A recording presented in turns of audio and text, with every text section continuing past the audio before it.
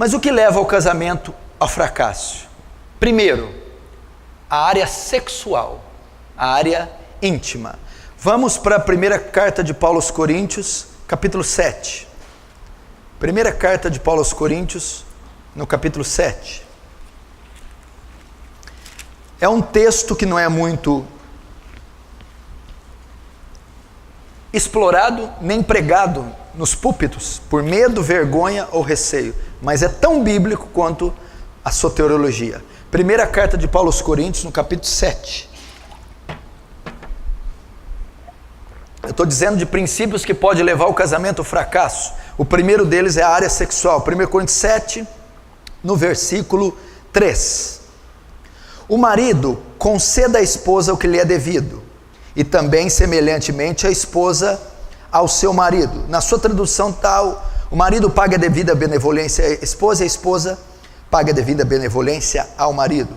A mulher não tem poder sobre o seu próprio corpo, e sim o marido. Também semelhantemente o marido não tem poder sobre o seu próprio corpo, e sim a mulher. Até aqui. Primeira recomendação de Paulo. Paulo está escrevendo aos casais cristãos, aos casais de Corinto, aos casais crentes, a maridos e a mulher. O capítulo 7 ele está tratando do casamento. No início do capítulo, ele vai dar ênfase a uma área que a igreja não dá ênfase, a sexualidade do casal. Olha o que ele está ensinando ao casal crente. Olha o que ele está indicando. Maridos, satisfaçam vossas esposas sexualmente. Esposas, satisfaçam seus maridos sexualmente. Tem gente que acha que o sexo é pecado, que o sexo foi um distúrbio do pecado ou uma criação demoníaca. Em hipótese alguma. Provérbios capítulo 5, Deus diz: desfruta com a mulher da tua mocidade. O sexo é bom, o sexo é santo, o sexo é puro e o sexo é legítimo. E ele está dizendo aqui, ele está ordenando, ele não só diz que o sexo é puro e legítimo, como ele ordena a prática dele. Paulo está dizendo: maridos e mulheres tenham relações sexuais regulares. É o que Paulo está ensinando aqui. Marido e mulher tenham relações sexuais regulares. E ele vai mais: mulher, o seu dever na relação não é satisfazer você, e sim seu marido. Mulheres, satisfaçam seu marido sexualmente. Maridos, o seu dever na relação não é se satisfazer, e sim satisfazer a sua esposa. Marido, satisfaça sexualmente a sua esposa. Ele está ordenando isso. Ele está ordenando isso. E ele vai mais. Existe muito jogo nessa relação. Por exemplo, o homem tem mais, é natural, inerente da natureza do homem, o sentimento de posse, de domínio. Geralmente o homem tem mais interesse pela relação. A mulher, sabendo disso, muitas vezes faz jogo, chantagem, e usa disso. Geralmente ela que determina quando isso ocorre. Né? Não quero, não quero, e o homem não tem o que querer. A Bíblia quebra isso, ela diz assim para você: mulher, você não tem poder sobre o seu corpo, e tem o marido. Marido, você não tem poder sobre o seu corpo, e tem a mulher. Ele está querendo dizer que não pode ser rejeitada uma das partes quando há o interesse. Que o seu corpo, ou seja, a opção de satisfazer ou não pertence a você, e sim ao marido ou à esposa. Então é pecado fazer esse tipo de chantagem, esse tipo de jogo. Isso não pode ocorrer em hipótese alguma. Você não determina isso. Não, eu não quero, não vou fazer, ou eu vou usar disso para alcançar um interesse meu. Muitas mulheres fazem isso, alguns homens também. Pecado. Isso não pode ser feito. Isso é pecado. E quando isso ocorre, já começa o fracasso do casamento. Vamos mais para você ver. Olha lá. é a parte mais séria, verso 5, 1 Coríntios 7, 5.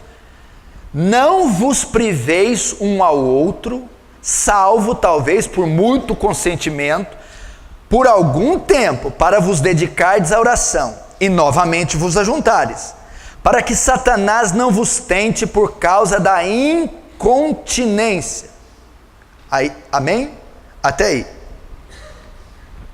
Não vos privais uns aos outros. Paulo está dizendo, não deixem de ter relações regulares. Não deixe de ter. Paulo está dizendo que um casal, enquanto está em atividade, 50 até 60 anos, não sei até quando o corpo biológico, fisiologicamente for permitido, não pode, hipótese alguma, deixar de ter relações regulares. Não pode haver. Se o casal tem 80 e 88 ou tem 85, não tem mais condição. Mas enquanto está em atividade hormonal, não pode deixar de ter relação regular. Só pode um caso aqui. Primeiro, mútuo consentimento. Os dois têm que concordar. Se uma parte não concordar, não pode. Olha, essa semana eu não quero fazer. Eu não concordo. Não pode. Primeiro, tem que ter mútuo consentimento. Segundo, só por uma causa, para dedicar a jejum e oração. Ah, porque eu estou cansada. Não pode.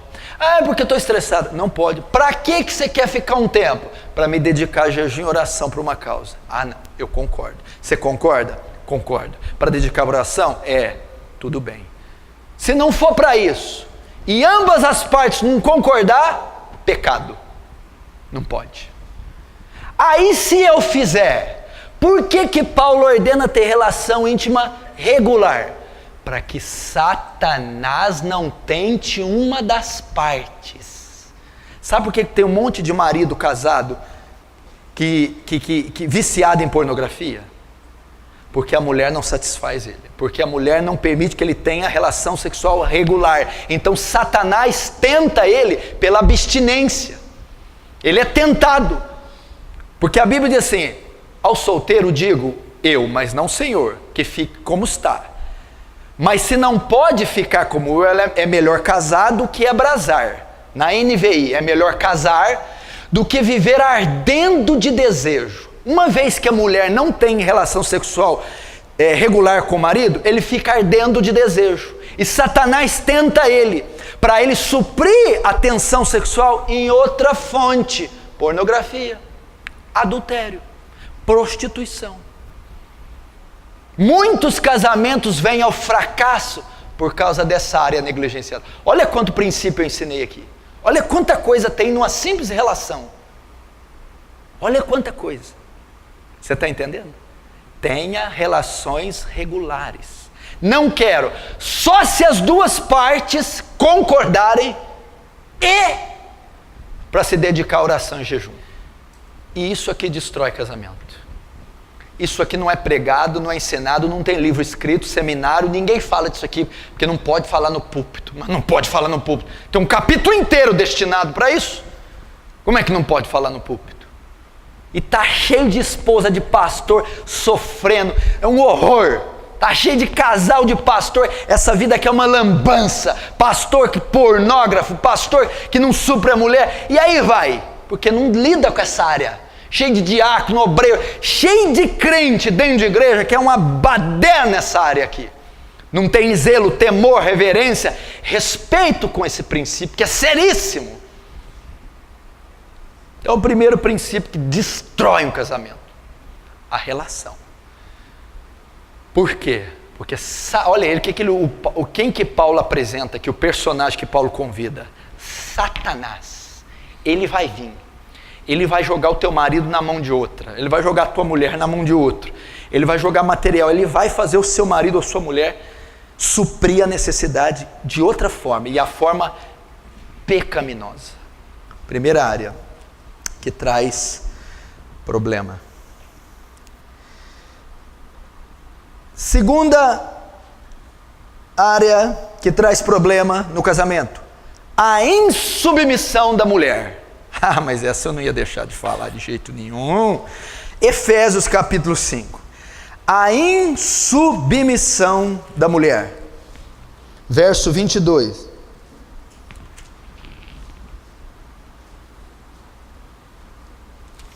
Diz assim: as mulheres sejam submissas ao seu próprio marido, como ao Senhor, porque o marido é cabeça da mulher, como também Cristo é o cabeça da igreja, sendo este mesmo Salvador do corpo.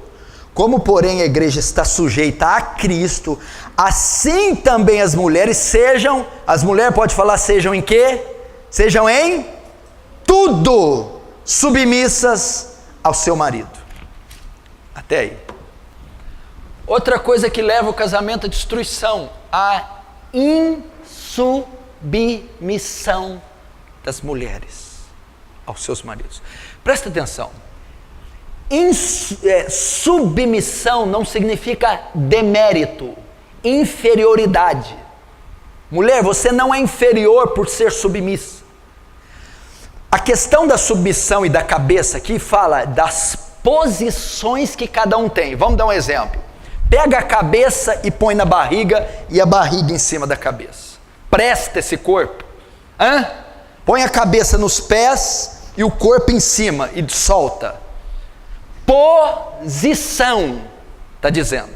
Quando a posição é invertida, o casamento fracassa. Deus ordenou que o homem é o cabeça. O que ele está dizendo? O governo do lar, o governo dos filhos, o governo da mulher, a liderança está sobre o marido. Está com ele.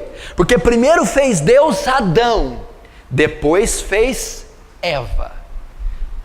Far-lhe-ei uma auxiliadora que lhe seja idônea. A função da mulher, presta atenção, é submeter ao marido a quê? Ao governo, à liderança, à cabeça, à autoridade. Então a mulher lidera, ela submete, ela auxilia nesta liderança. Quando a mulher quer assumir o papel do homem, desrespeita o homem, desfaz do homem, inflige a autoridade do homem, o que acontece? O casamento foi feito para ser harmônico. Quando o homem sente que a sua autoridade está sendo infligida, quando o homem sente que ele está sendo rebaixado, denegrido, que a sua autoridade está quebrada, aquilo, primeiro, cria uma desarmonia no casal, estresse, intriga, barreira, ira. Segundo, quebra um princípio espiritual, porque Paulo diz aqui, submeta aos seus maridos como a igreja submete a Cristo. Como a igreja submete a Cristo? Como autoridade ordenada. Como alguém, a igreja submete como alguém que tem liderança, como alguém que tem a palavra final. A mulher deve ver no marido uma autoridade, alguém capaz de tomar decisões, alguém que Deus deu a liderança, que Deus deu a capacidade de escolher e decidir. A mulher tem que fazer isso. Quando a mulher não obedece, quando ela quebra, afronta essa liderança, é como se ela tivesse se rebelando contra uma autoridade ordenada, ou seja, o próprio Deus. A mulher tem que honrar o marido, a mulher tem que estimar o marido. Você não pode levantar a voz para o teu marido em público. Você não pode envergonhar e expor a autoridade do seu marido em público. Você não pode afrontar e confrontar a virilidade, a liderança do seu marido. Se tem algo para você falar com o teu marido que você não concorda, você tem que falar em secreto. Você tem que falar a sós. Jamais exponha a liderança do seu marido. Jamais quebre ou desfaça, desobedeça em público aquilo que ele falou, ordenou em público. Não faz isso. Isso destrói casamento. Destrói. Por quê? Porque você está desmoralizando o seu marido. Você está desmoralizando o seu marido. Isso vai afetar a relação, vai afetar o convívio, vai afetar a educação dos filhos e vai trazer brechas para Satanás tocar no seu casamento. Terceiro, a boca aberta da mulher. Isso atrapalha casamento. Vamos lá. 1 Pedro. Primeira carta de Paulo, de Pedro. Pega Apocalipse e volta que é mais fácil. 1 Pedro capítulo 3. Depois vai ter para os homens, viu, mulheres? Pode ficar tranquila. 1 Pedro capítulo 3. Verso 1. Mulheres, sede vós igualmente submissas ao vosso próprio marido, para que ele, ainda que não obedece à palavra, seja ganho, sem palavra alguma da vossa boca, mas por meio do procedimento de sua esposa, e ao observar o vosso honesto comportamento, cheio de temor. O que destrói um casamento? A língua da mulher, a boca da mulher, a mulher que fala demais. Eu estou lendo o texto bíblico. Vós, mulheres, sejam submissas ao vosso marido, que mesmo que ele não seja salvo, seja ganho, sem nenhuma palavra, sem abrir a boca, sem você falar. Por que Pedro foi bem na língua da mulher? Porque o Espírito Santo que criou a língua da mulher sabe que é a maior ferramenta da mulher. O homem fala 8.000 palavras por dia, a mulher fala 25.000. Tem mulher que já está na casa dos 80. Não é isso? Por isso que chega de noite, o homem não fala mais nada. E a mulher fala, o homem está lá. Ele já gastou os 8.000, você ainda tem 15.000, bem. Você vai falar até dormindo, filha. É por aí. O homem chega às 8 horas e tá. Eu não falo, acabou. Esgotou os 8.000. Você ainda tem 15, filha. Aí, ó, o homem, né? Mas vamos ver aqui. O que está ensinando? O que destrói casamento? Minha filha, quando você não sabe usar sua boca, né? Pedro escreveu isso porque Deus sabe que é o instrumento, a arma da mulher é a sua língua. E o texto que ele está usando aqui é o bate-boca, é o conflito verbal, e a mulher é mestra nisso. Ferir, magoar, ir, apontar, ir ali no ponto nevrálgico do homem, e ela vai contestando, rebatendo, e isso destrói casamentos. Uma mulher linguaruda, uma mulher que não sabe usar a boca, uma mulher que ofende, denigre, ou uma mulher que quer levar na raça e no peito, não adianta. O que vai causar? Eu quero que levanta a mão aqui um marido que fala que a mulher de tanto falar mudou você. Pode levantar, minha mulher me mudou. O coração do homem endurece mais, ele fica mais longe de Cristo, ele não se submete a essa falácia, cria ódio, revolta, repulsa, barreiras. E Pedro está dizendo, a maneira de você ganhá-lo, conquistá-lo, é o seu testemunho, é a sua conduta que vai quebrantá-lo, atraí-lo à admiração dele. Ao ver a sua mudança, a sua piedade, o seu bom senso, e não o seu confronto verbal, a língua. Isso aqui destrói casamento. Os conflitos no lar, discussões, bate-boca são horríveis. Só se machucam, se ofendem, se ferem e se distanciam mais e mais um do outro. É assim ou não é? Então o que leva o casamento ao fracasso? A área sexual, a insubmissão da mulher, a língua da mulher. Quarto, o que mais leva o casamento à destruição? Provérbios capítulo 31. Vamos lá. Salmos no meio da Bíblia, Provérbios.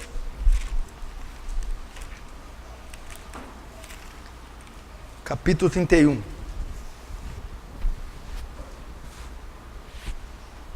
Verso 12.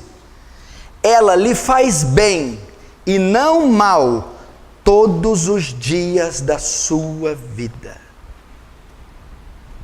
O que leva o casamento à destruição? Uma mulher maligna, que faz mal para o marido e não o bem. Aqui nós estamos lendo o contexto de mulher virtuosa. Mulher virtuosa, quem achará? O seu valor excede dos rubis. A mulher virtuosa faz o quê? Faz bem ao marido e não mal todos os dias da sua vida. Tem mulheres que o seu pior inimigo é o marido. Tem mulheres que se ocupam única e exclusivamente de fazerem o mal para os seus maridos, denegri-los, envergonhá-los, humilhá-los, rebaixá-los, ofendê-los, torcem para a sua derrota, para a sua queda. Mulheres maldosas, perversas. Conviver desse jeito dentro de um lar com uma mulher assim é uma destruição. Quem conhece o texto da mulher rixosa? E a mulher rixosa? A mulher rixosa e o gotejar contínuo numa casa, tanto um como a outra, são a mesma coisa. Mulher, faça o bem para o seu marido. Seja benigna, bondosa para o teu marido. Esse clima de perversidade é intolerável por qualquer homem. Por que você acha que os botecos estão cheios? Tá, não pode se aplicar muito bem para nós, somos cristãos, mas, né, e pressupõe que cristão não fica em boteco. Mas por que estão cheios? Porque chega em casa, tem uma mulher que se você der uma vassoura, sai voando. Sai voando. Bruxa. Porque são perversas. Mas, e é insuportável para o matrimônio suportar isso aqui. Eu vou avançar porque tem muita coisa para falar. O que mais destrói o casamento? O desentendimento do marido. Volta lá em 1 Pedro. Agora é a parte do marido. 1 Pedro, lá no final de novo, perto de Apocalipse.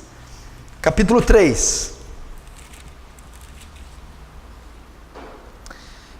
1 Pedro 3,7. Maridos, vós igualmente coabitai com as vossas esposas, ou vivei a vida comum no lar com discernimento, tendo em consideração para com a vossa mulher como vaso mais frágil. Tratai-a com dignidade, porque sois juntamente herdeiros da mesma graça de vida, para que não se interrompam ou não sejam impedidas as vossas orações.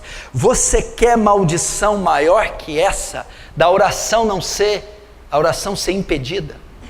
Maridos, coabitais, convivei a vida diária com as vossas mulheres, com entendimento, dando ela honra como vaso mais frágil, para que as vossas orações não sejam impedidas.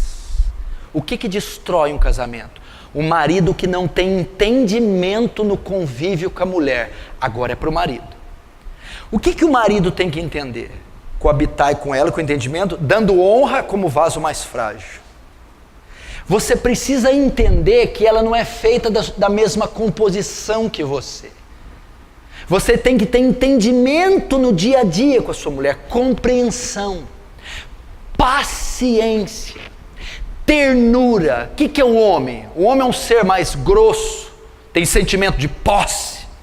O seu sentido mais aguçado é a visão. É uma pessoa mais insensível, truculenta, dura. A mulher não, o sentido mais aguçado é a audição. É sensível, é biológica, anatomicamente mais frágil que o homem, sentimentalmente mais frágil o homem, e tem homem que acha que casou com outro homem. Então Deus está dizendo aqui, No conviver diário, leve em conta que ela é uma mulher. Leve em conta que você não pode falar qualquer coisa, ela é mais sensível. Leve em conta a fragilidade física. Tem gente que chega o botijão de gás em casa e está vendo o jogo. Pega lá, bem.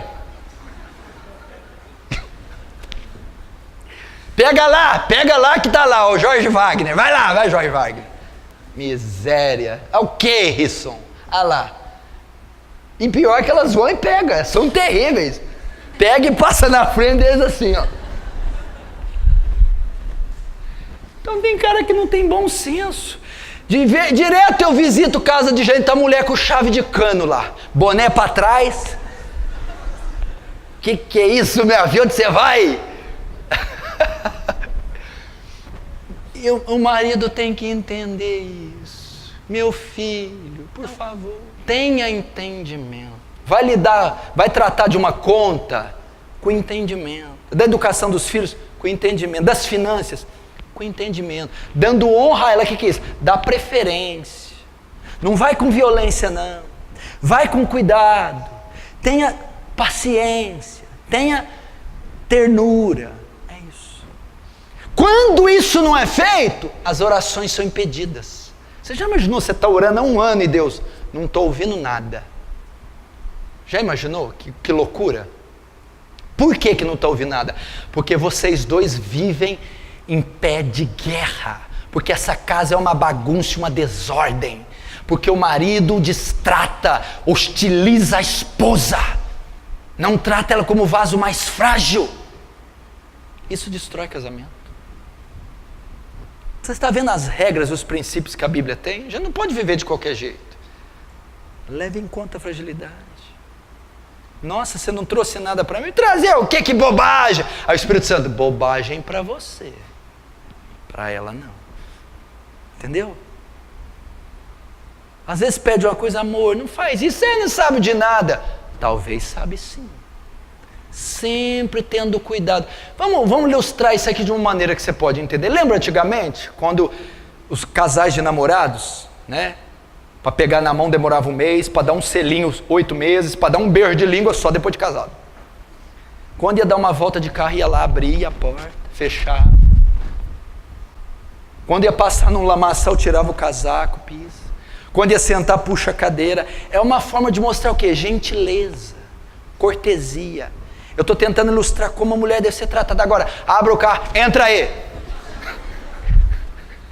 Não, eu não estou mentindo.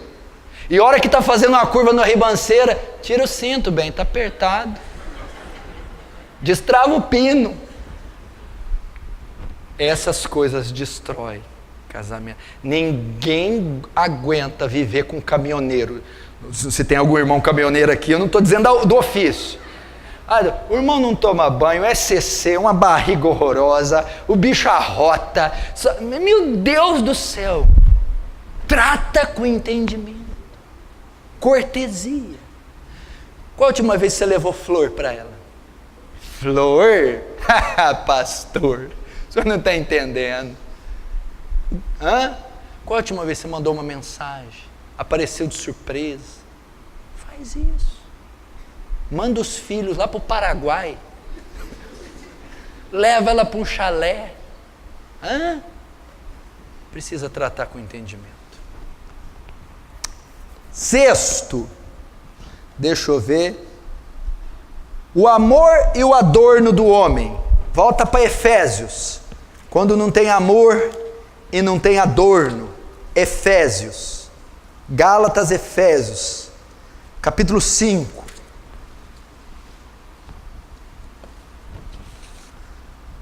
Gálatas, Efésios 5. Efésios 5, 25.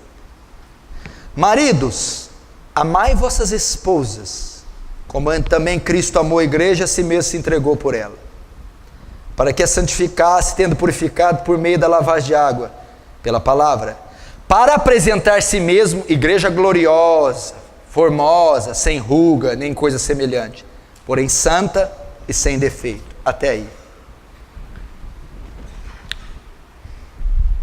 Eu vou dizer de 2 coisas aqui, mas essa é a mais importante da palavra inteira. Primeiro, o que destrói o casamento? Quando o marido não ama a esposa. O sentimento que deve reger o matrimônio é o amor. Maridos, amai vossas esposas. Eu vou fazer uma pergunta aí, você não precisa olhar para ela, nem cutucar, nem responder. Você responde para o teu coração. Não, eu vou perguntar, você vai pensar, depois eu vou falar outra coisa e você responde. Marido, você ama a sua esposa? Você ama? É uma ordem aqui. Vós maridos, vocês devem amar a sua esposa. Antes de responder, calma, de qualquer jeito não. Vós marido, amais vossas esposas como Cristo amou a igreja. O jeito que você sempre amou sua mulher é uma coisa, o padrão que Deus pede é outra. Como Cristo amou a igreja? Amou ao ponto de se entregar e dar a vida por ela. Que amor que foi esse? Como é que é a igreja, Cleverson? Pecadora, feia, gorda, cai toda hora, tropeça. Quando Deus olha para a igreja, ela não tem um dente, cabelo pichain, gorda e manca. Ela não reúne nenhuma condição para Cristo amar. Ela é pecadora. Cristo ama a igreja incondicionalmente. A tua mulher não é bonita como você queria, não tem o tamanho que você queria, não é doce como você queria, não tem idade como você queria, ela não reúne as condições que você queria, ótimo. Deus não manda amar condicionalmente. Você tem que amar sua esposa, mesmo que ela não reúna as condições que você gostaria. Amá-la incondicionalmente, sacrificialmente, ao ponto de dar a vida. Seu amor. Quando tem isso numa relação, não há demônio que destrói o casamento. Não há tentação que destrói. Porque eu amo a minha esposa, meus filhos, ao ponto de dar vida sacrificialmente. É desse jeito. Eu falo para minha esposa, ela está ali me assistindo, imagina pregar um troço desse que a mulher vendo. Falo para ela regularmente. Querida, eu amo você do jeito que você é. Nenhuma das suas falhas, falo isso, nenhuma das suas falhas interfere no meu relacionamento e no meu sentimento por você. Nenhuma. Nenhuma. Falo abertamente isso. Abertamente. Meu amigo, se você amar a sua mulher assim, não tem crise que você não vença. Segundo, essa é importantíssima. Olha, Cristo não só ama, como ele atavia a noiva. Ele olha, essa noiva está sem dente, fazer uma obturação, vou pôr um sapato nela, dar uma esteirinha, corre aí, noiva. Ele vai adornar a igreja, santificá-la. Está meio feia, desordenada, vai deixar bela. Marido, o casamento vai um fracasso quando você não adorna a sua esposa.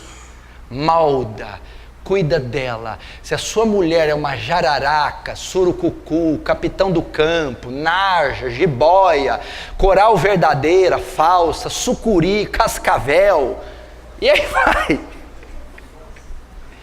Culpa tua que não adorna ela. Você é responsável por adornar, formar. E eu não estou falando só fisicamente. Você está triste, eu vou fazer você ficar alegre. Você anda depressiva, eu vou mudar a sua estima. Você está mal vestida, eu vou ajudar, vou comprar uma troca para você. Eu vou adornar. Você é meio ignorantezinho, eu vou te ensinar. É um marido que adorna. É um marido que forma, é um marido que trabalha com a sua esposa. Se você sabe, a minha mulher tem problema, minha mulher é irada, truculenta, é insensível, é fria, isso, aquilo, outro. É você que tem que trabalhar, pensar numa solução, orar, interceder, dialogar com ela, pedir, amor, muda aqui, melhora acolá, amor, vamos orar aqui, isso, aquilo, outro. Você vai deixando aquela mulher. Aí aquele dente vai mudando, aquele pneu vai encolhendo, aquela mulher vai ficando bonita, aquele cabelo vai alisando. Está adornada. Mulher comportada, fina, bonita, com uma autoestima, bela. Aí você mesmo se orgulha da própria noiva que você formou. Você mesmo se apaixona da própria noiva que você formou. Esse é o princípio. Primeiro ama, depois adorna.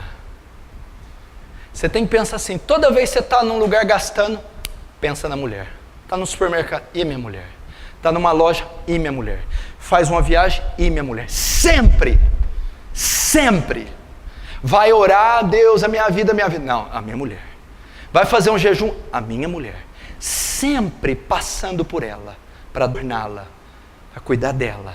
A pior coisa é aqueles maridos que desprezam, deixam a sua mulher aos cacos, perdida, desdentada, jogada. Não pode fazer isso. Isso destrói casamentos. Quando estão entendendo, diz amém. Agora, o que é o casamento? Vamos passar rapidamente por alguns princípios. Primeiro, o casamento é heterossexual. Heterossexual. O que significa heterossexual? De sexos diferentes. A Bíblia diz, deixará o homem, o seu pai e sua mulher, e apegar-se à sua mulher. Casamento compreende macho e fêmea. O casamento, pelos padrões da Bíblia, que Deus instituiu, é heterossexual. União de sexos diferentes. Deixará o homem e unir-se à sua mulher. Não diz deixará o homem e apegar-se ao homem. Deixará a mulher e pegar-se à sua mulher. Então o princípio de Deus para o casamento é o heterossexualismo. Então, com essa afirmação, Deus exclui a união homoafetiva. Toda união homossexual é uma abominação para Deus. Levítico capítulo 18. O casamento, para se consolidar casamento, é macho e fêmea. Homem com homem não é casamento. Mulher com mulher não é casamento. Para se caracterizar casamento é macho e fêmea. Unir-se-á o homem e a sua mulher. E isso é o casamento. Segundo, o casamento é monogâmico. Mono vem de um. O casamento é deixará um homem e apegar-se-á a uma mulher. O padrão de Deus é monogamia. O que é diferente disso? Poligamia. Aquele homem que tem várias mulheres, ou aquela mulher que tem vários homens. Saiu um filme na década de 80 aí, né? Dona Flor e seus 3 maridos. Isso é poligamia. O método bíblico é monogamia. Deixa um só homem e casa com uma só mulher. Pastor, mas o que é esse casamento da Bíblia? Abraão, Davi, foi uma tragédia, você pode ver. Começa Jacó, com aquele monte de mulher, uma tragédia. Abraão, Davi, Salomão, aquilo não é o padrão de Deus, nunca foi. É um só homem, uma só mulher. Terceiro, o casamento é monossomático. Mono, um, soma, corpo, carne, uma só carne. O casamento não é um contrato, vamos morar junto? Não, o casamento é uma união mística, onde 2 se tornam um. O que significa ser monossomático? Que o sexo é permitido só dentro do matrimônio. Casais solteiros, se praticam sexo, é prostituição, não é permitido. Por quê? Porque casais solteiros não é monossoma, não se juntaram, não se tornaram um só corpo. O sexo é permitido só quando um homem e a mulher se tornam um só corpo. E quando eles se tornam um só corpo? No casamento monossomático. Último, o casamento é vitalício. Agora chegou onde eu queria. Vitalício. O que significa vitalício? Não pode se dissolver, não pode terminar. Abre comigo em Mateus capítulo 19. Mateus 19.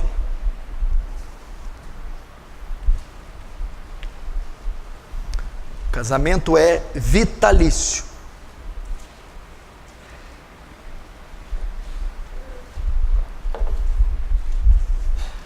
Mateus 19, versículo 3. Vamos lá.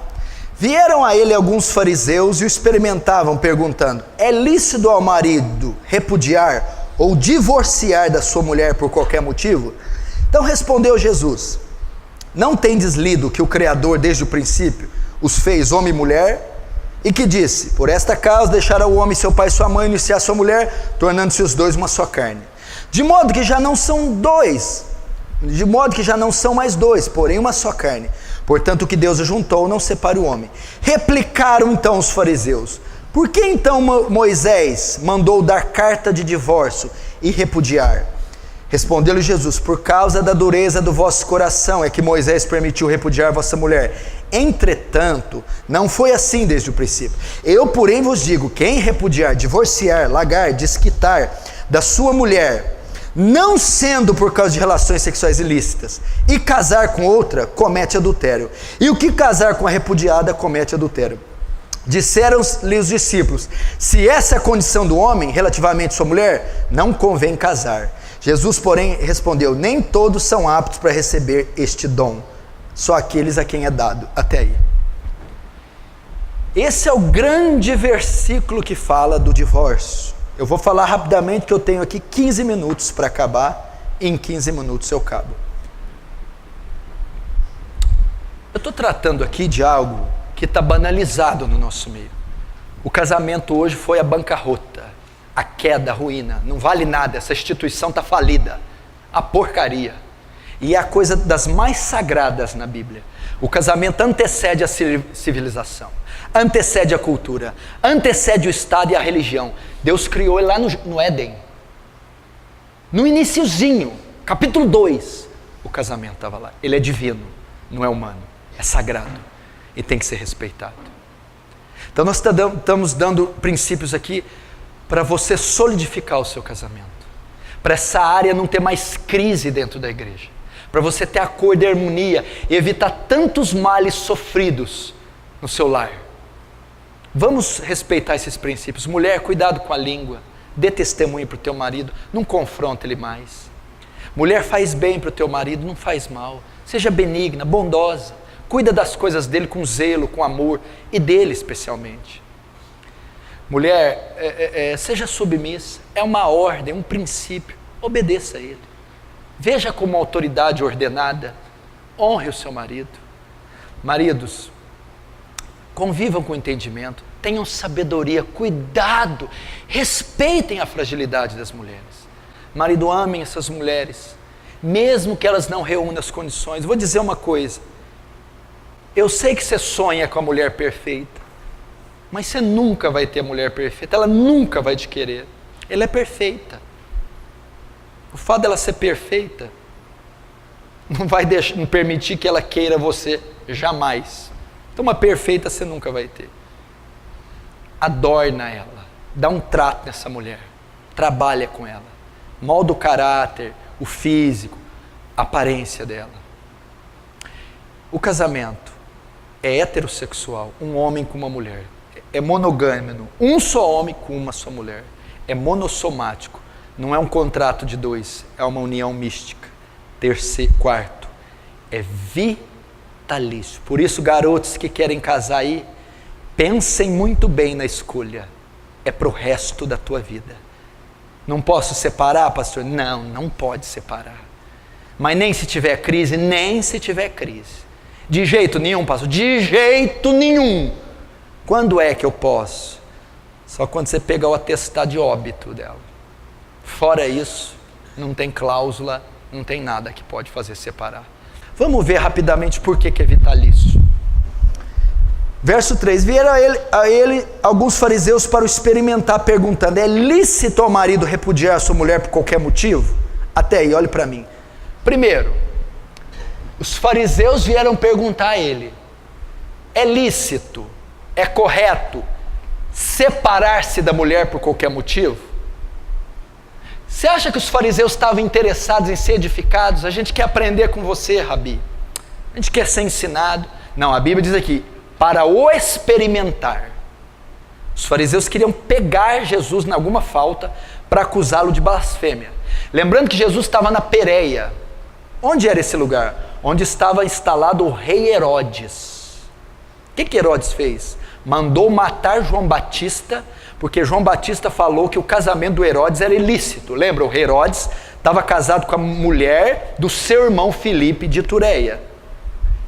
Eles estavam querendo incitar Jesus para falar a mesma coisa para Herodes condenar Jesus à morte, como condenou João Batista. Por isso eles estavam experimentando Jesus. Se não fosse isso, ser pego por Herodes, eles estavam forçando Jesus a dizer alguma blasfêmia. O que é uma blasfêmia? Se ele dissesse algo que fosse contrário à lei de Moisés. Então eles estavam experimentando, eles não queriam aprender com Jesus. Aí eles perguntam: é lícito largar da mulher, separar por qualquer motivo? Vamos ver a resposta de Jesus. Então respondeu ele: não tendes lido que o Criador desde o princípio os fez homem e mulher, e que disse: por esta causa deixará o homem, o pai e sua mãe, se unir à sua mulher, tornando-se dois na sua carne? Agora a resposta, 6. De modo que não são mais dois, porém a sua carne. Portanto, o que Deus ajuntou, não separe o homem. A resposta de Jesus foi: não é lícito separar, não pode separar, não aprova o divórcio. Malaquias 2,16 diz: eu, o Senhor, repudio o divórcio. Quem está dizendo é o Deus que você serve. Você não é crente? Sou. Crente em quê? Em Jesus. Jesus é quem? Deus. O Deus que você serve repudia, tem nojo do divórcio. Você quer servir um Deus que tem nojo da atitude sua? Não acredito. Ele tem nojo. Que tipo de divórcio? Qualquer espécie de divórcio. Eu, Senhor, Malaquias 2,16, repudio, abomino o divórcio. Sabe o que Jesus está dizendo? O que uniu Deus, o homem não separa. A palavra homem aqui não é uma pessoa, é tudo que provém do homem. Está dizendo: o que uniu Deus não tem instituição humana, juiz de paz, cartório, bispo, pastor, que pode desfazer. O casamento é vitalício. É o que está falando.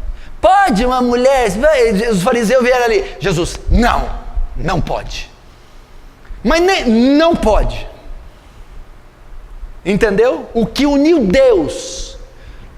Mas e se o meu casamento não foi Deus que uniu? Você já viu essa pergunta? E se não foi? Todo matrimônio é selado por Deus. Todo matrimônio. Se uniu, aqui no Brasil, por exemplo, o casamento, ele é caracterizado pelo cartório. Se você casar só na igreja, não tem valor nenhum. Quando aqui no Brasil é o Estado que casa.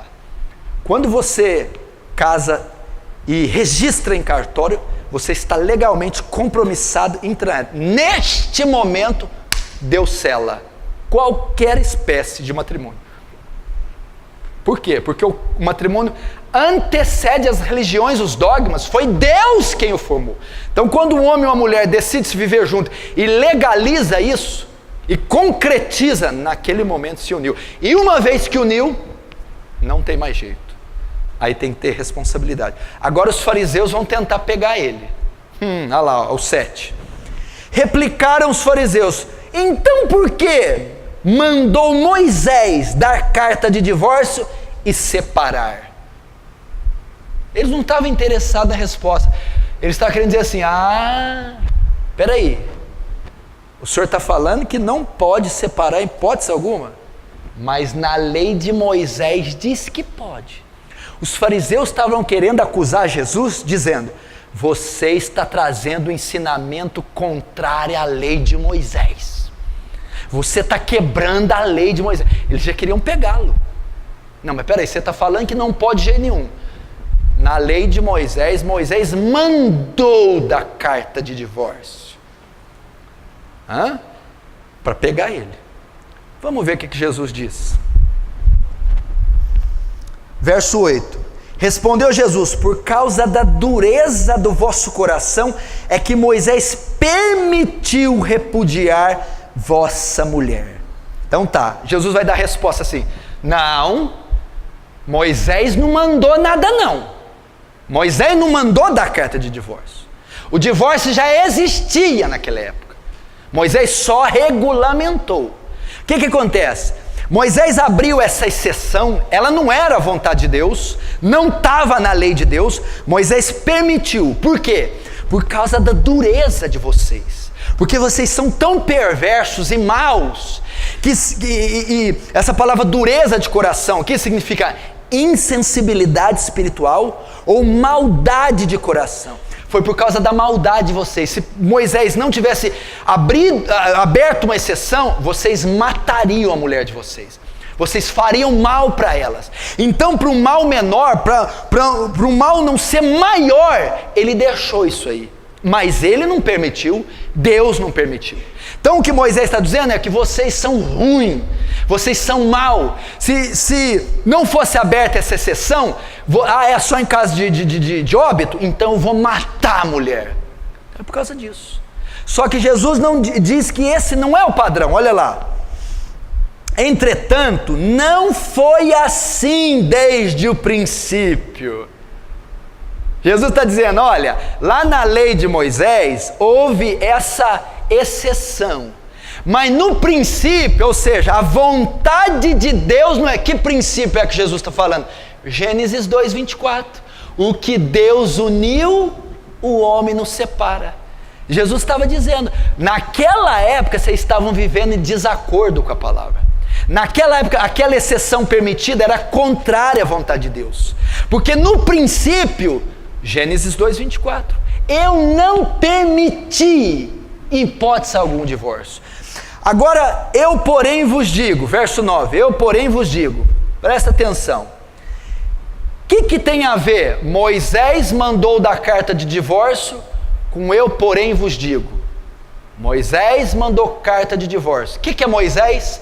A lei foi abolida, a lei foi encerrada, chegou uma nova lei. Quem é essa lei? Jesus. Eu, porém, vos digo. Agora o que está sendo validado é o que eu digo. Agora é a ótica cristã. Foi-se esse período de Moisés. E o que ele diz? Eu, porém, vos digo, quem repudiar sua mulher, não sendo por causa de relações sexuais ilícitas, e casar com a outra, comete adultério. E o que casar com a repudiada comete adultério. Até aí. A parte mais delicada e difícil de interpretar é o verso 9. Ok, presta atenção. Jesus está conversando com os discípulos sobre divórcio e novo casamento. Primeiro eles perguntam, é lícito separar por qualquer motivo? Jesus disse, não é. Em que o senhor baseia? Lá na criação. O que uniu Deus, o homem não separa. Ok. Aí os fariseus vão replicar. Mas então por que Moisés mandou dar carta de divórcio? Por causa da dureza de coração. Vocês eram tão obstinados, tão ruim, que ele permitiu isso para vocês não causar coisa pior, desgraçar com a vida das mulheres. Mas no princípio não foi assim. Ou seja, a vontade de Deus é que não tenha divórcio. Aí ele vai continuar. Eu, porém, digo, o que vale é o que eu digo, ok? Todo aquele, aí chega no verso 9, que repudiar sua mulher, aí vem o texto difícil, não sendo por causa de relação sexual ilícita, comete adultério com ela, e que casar com a repudiada, comete adultério. Pastor, aí no verso 9 tem uma cláusula, é uma exceção para o divórcio e para o segundo casamento, não é? O senhor falou que Jesus não permite o divórcio em hipótese alguma. Não. Mas no 9 ele diz, a não ser por... Opa, é uma exceção. Muita gente usa o verso 9 para dizer, olha, não pode separar nem casar de novo de jeito nenhum. Só em caso de adultério. Se eu for traído, eu posso separar da minha mulher e casar com outro. É isso que Mateus está dizendo, não é? Se eu for traída, eu posso separar do meu marido e casar com outro homem, não é? Não, não é isso que está dizendo aqui. Essa exceção não fala disso. A Bíblia não proíbe nem separar, nem casar de novo. Mas então o que é essa exceção? Quando Jesus diz assim, ó, eu porém digo, quem repudiar a sua mulher não sendo por causa de relações sexuais ilícitas. Tem duas palavras gregas aqui. Existe porneia e moicheia, ou moikeia. Porneia é um texto usado para falar prostituição. Moicheia é para se referir a adultério. Se Jesus tivesse permitido divórcio e segundo casamento em caso de adultério, a palavra aqui teria que ser moicheia, adultério. Todo aquele que separar da sua mulher não ser por adultério, comete, e casar com outra, comete adultério. Mas a palavra aqui é porneia, que é relação entre solteiros, é prostituição. Eu, porém, vos digo que todo aquele que repudiar a sua mulher, não sendo por causa de porneia, prostituição, e casar com outra, comete adultério. A exceção aqui não é para casais casados. A exceção não é adultério. A exceção é para relação sexual entre solteiros, é prostituição. Ele está se referindo aqui ao caso de José e Maria. Quando José e Maria estavam juntos, eles estavam noivos ainda. E o noivado judeu não é como nós, ele é mais próximo, eles já estavam morando juntos, mas não tinham tido relação ainda. Quando José sabe que Maria está grávida, ele vai se afastar dela, ele vai divorciar dela. Por quê? Ele ainda não estava legalmente casado. Naquele caso, ele podia largar, porque ele descobriu que Maria tinha tido relação, porque estava grávida, até ele saber que era o anjo, que era Jesus, ele saiu. Naquele caso de porneia, Maria cometeu porneia, Maria fornicou, e eu estou noivo dela, eu posso largar dela, Jesus disse, em caso de porneia. Tanto é que em João capítulo 8, os fariseus vão dizer para Jesus, você é filho de porneia. Ou seja, Jesus, você veio de prostituição. Eles sabiam da história da gravidez da Maria. Falou, você é filho de porneia, você veio de relação sexual ilícita, Jesus. Olha a blasfêmia dos fariseus, hein? Falou que ele é filho de porneia, filho de prostituição. É esse texto. Então Jesus não está dizendo em caso de adultério, casais casados, onde uma das partes trai e a outra inocente pode sair. Não é isso que ele está dizendo. Ele está dizendo em caso de prostituição. É isso que ele está dizendo. Logo, ele não dá cláusula nenhuma para o segundo casamento. Eu posso separar e largar de novo quando me trai? Você poderia, se a palavra aqui fosse moicheia, se Jesus estivesse falando adultério. Jesus não está falando adultério, está falando relações sexuais ilícitas, prostituição. Então a cláusula não é para casais casados. Ele não permite o divórcio, nem o segundo casamento. Como que o senhor prova isso? 1 Coríntios 7, aí eu acabo, vamos lá.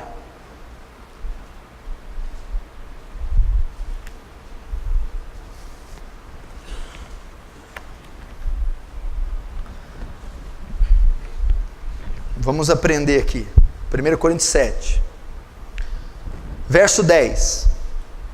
Ora, aos casados, ordeno não eu, mas o Senhor, que a mulher não se separe do marido.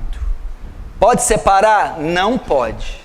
Pode o marido separar da mulher? Não pode. Olha aqui, ó. Aos casados ordeno eu, não eu, mas o Senhor, que a mulher não se separe. É uma ordem. Mas ele é bêbado? Não pode. Ele fuma? Não pode. Ele é ruim? Não pode. Olha lá. Ora, os casados, ordeno não eu, mas o Senhor, que a mulher não se aparte do marido. Se porém ela vier separar, que não case, ou que se reconcilie do marido, e que o marido não se aparte da sua mulher. O que ele está querendo dizer aqui? Olha, eu estou casado, o marido bebe, eu quero separar, não separa. O marido é ímpio, você pode separar? Não separe. E se ele me deixar? Se ele deixar, ele pode ir. Aí eu posso casar de novo? Não.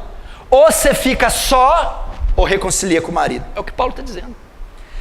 O único meio de se separar aqui é quando uma das partes deixa você. Aí separou. Marido ímpio não quer habitar mais com você. Foi embora. A esposa ímpia não quer habitar, mas que você foi embora. Aí houve uma separação forçada. Você não causou. Se depender de você, separa? Não. Ele é ruim? Separa? Não. Ele bebe? Separa? Não. E se ele for? Aí ele pode ir. Eu posso casar de novo? Não pode. Está dizendo aqui, ó. Se vier a separar-se, não case, ou que se reconcilie com seu marido. Ou fica só, ou volta para o marido. Ou fica só, ou volta para a esposa. Você vê que não há maneira de haver novo casamento. Olha o verso 15.